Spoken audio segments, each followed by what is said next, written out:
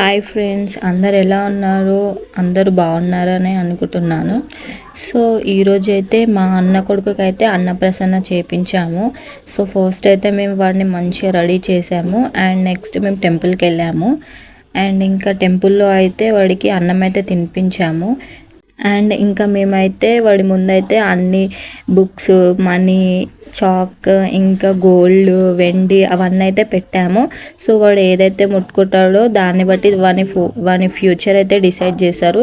So అలా అయితే అస్సలు ఉండదు, ఎలా జరగాల్సి ఉంటుందో అలానే జరుగుతుంది. సో వాడు ఏది ముట్టుకుంటే అదే వాడి ఫ్యూచర్ అని అయితే మనం అసలు డిసైడ్ చేయొద్దు.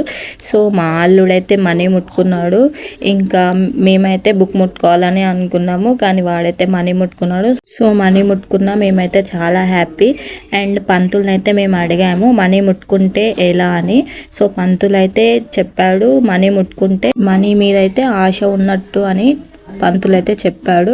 సో అలా మేమైతే అన్నప్రసన్న అయిపోయింది. ఇంకా మేమైతే ఇంటికి వచ్చాము.